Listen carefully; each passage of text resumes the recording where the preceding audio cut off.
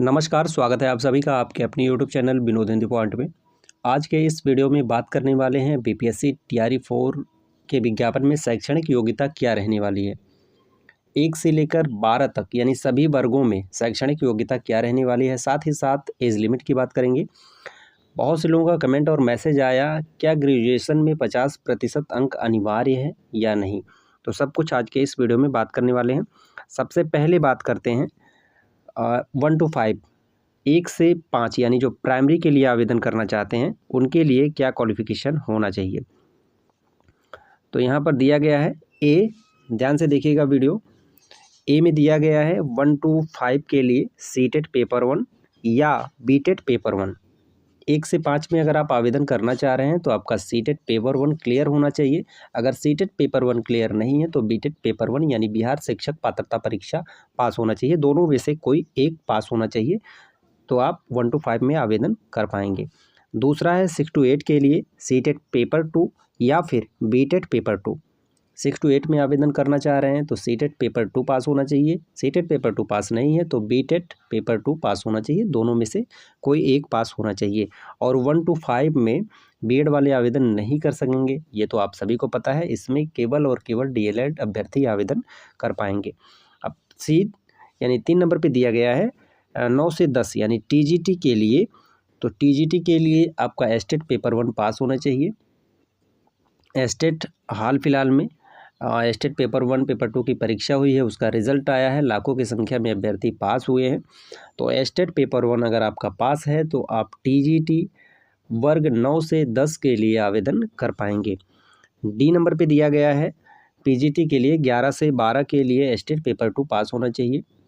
ठीक है, अगर आप पीजीटी में आवेदन करना चाह रहे हैं तो एस्टेट पेपर 2 पास होना चाहिए। साथ ही साथ 1 to 5 में अगर आप आवेदन करना चाह रहे हैं तो आपका स्नातक में 50% अंक होना चाहिए। उसके साथ आपका डीएलएड होना चाहिए। 50% अंक अनिवार्य है। अगर इसमें आपका 50% अंक नहीं है, यहाँ देखिए लिया गया है न्यूनतम 50% अंकों के साथ आपका स्नातक होना चाहिए, साथ ही साथ डीएलएड होना चाहिए और सीटेट पेपर 1 पास होना चाहिए। पेपर 1 नहीं पास है तो बीटेट पेपर 1 पास होना चाहिए। ठीक है, ये क्वालिफिकेशन हो गया 1 to 5 के लिए। अब बात करते हैं 6 to 8 के लिए। तो 6 to 8 में भी आपका 50% अंक होना चाहिए।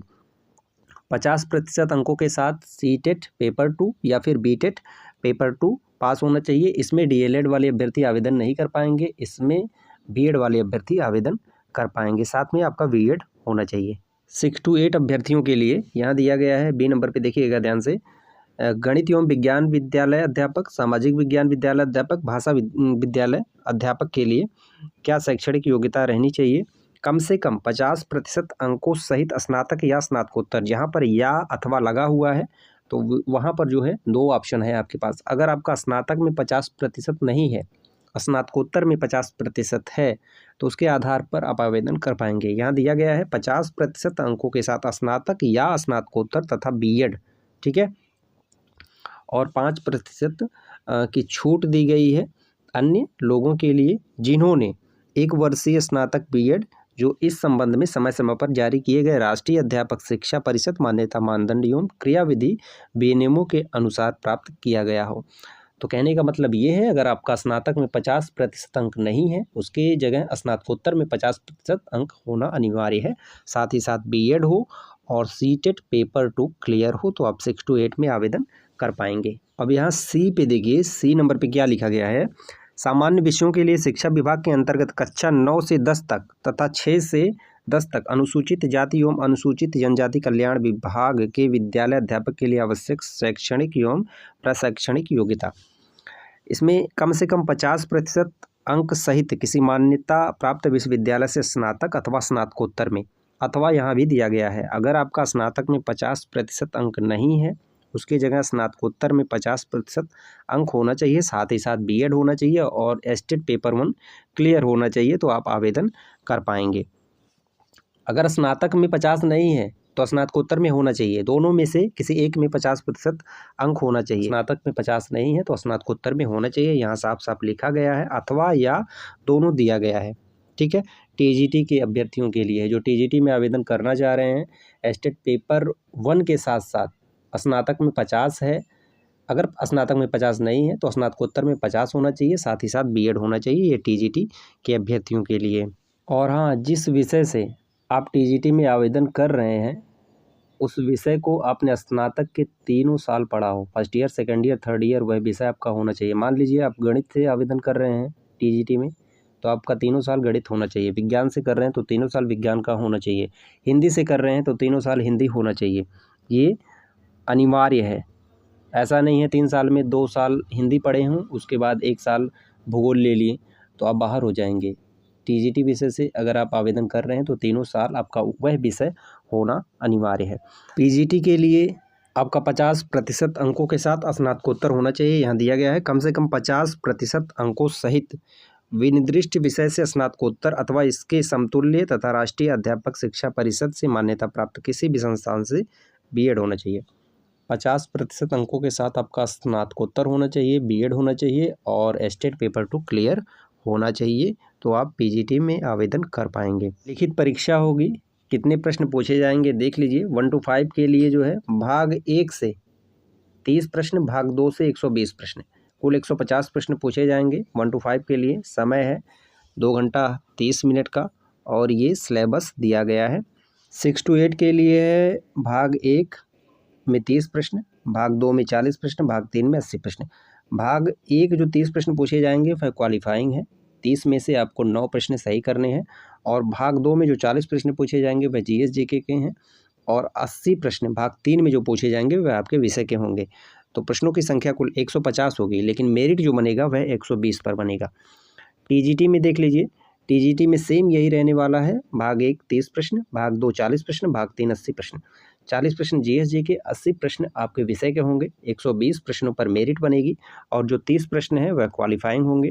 30 प्रश्नों में से 21 प्रश्न आपके हिंदी के होंगे और 9 प्रश्न अंग्रेजी के होंगे। इन 30 प्रश्नों में से आपको 9 प्रश्न सही करने हैं, बाकी जो मेरिट बननी है वह 120 प्रश्नों पर बनेगी। सेम यही प्रक्रिया जो है पीजीटी के लिए है, पीजीटी में भी यही है। 80 प्रश्न आपके विषय के होंगे, 40 जीएसजी के और 30 प्रश्न होंगे क्वालिफाइंग हिंदी और अंग्रेजी के। बात करते हैं आयु सीमा को लेकर के, आयु सीमा क्या कुछ रहने वाला है। जनरल वर्ग के पुरुष, उनकी आयु सीमा है 37 वर्ष। जनरल वर्ग पुरुष वर्ग के लिए 37 वर्ष रखी गई है और जनरल महिला के लिए 40 वर्ष। पिछड़ा वर्ग पुरुष और महिला दोनों के लिए 40 वर्ष। एससी एसटी अनुसूचित जाति जनजाति पुरुष और महिला दोनों के लिए 42 वर्ष। ठीक है, ये आयु सीमा है। जनरल वर्ग 37, पिछड़ा पुरुष महिला 40 और जनरल महिला 40, एससी एसटी पुरुष महिला 42। ऐसे में हजारों अभ्यर्थी बाहर हो जाएंगे टीआरई 4 के विज्ञापन के पहले। बहुतों का कोई 37 वर्ष 4 महीने का हो गया, कोई 37 वर्ष 5 महीने का हो गया, कोई 37 वर्ष 2 महीने का हो गया, यानी 37 प्लस चल रहे हैं। इसका एक ही कारण है, टीआरई 4 का विज्ञापन आने वाला था जून जुलाई में, इसकी परीक्षा अगस्त में होने वाली थी। उस समय बहुत लोग 37 के अंदर थे, लेकिन आप यह भर्ती दे रहे हैं 7-8 महीना बाद, तो गलती किसकी है, सरकार की या अभ्यर्थी की। और जो अभ्यर्थी एस्टेट परीक्षा पास हैं, एस्टेट पेपर 1 पेपर 2 पास हैं, 37 वर्ष के पहले वह पास किए हैं, तो उन्हें मौका मिलना चाहिए। आप भर्ती 2 साल बाद दे रहे हैं, 8 महीना बाद दे रहे हैं, उसमें उनकी क्या गलती है।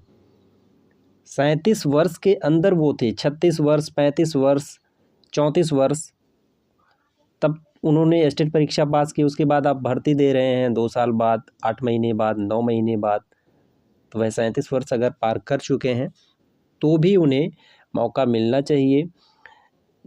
एज लिमिट जो है थोड़ी बहुत बढ़नी चाहिए, 37 की जगह 39-40 होना चाहिए। नहीं होता है तो हज़ारों अभ्यर्थियों के सपने चकनाचूर हो जाएंगे, उनकी उम्मीदों पर पानी फिर जाएगा। तो सरकार से निवेदन है, आयोग से निवेदन है कि एज लिमिट बढ़ाई जाए।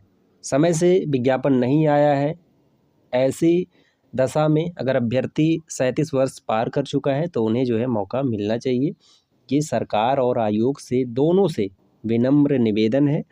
बाकी TRE 4 से संबंधित जैसे ही कोई नई सूचना आती है आप तक ज़रूर पहुँचाएँगे। मिलते हैं अगले वीडियो में नई अपडेट के साथ, तब तक के लिए नमस्कार।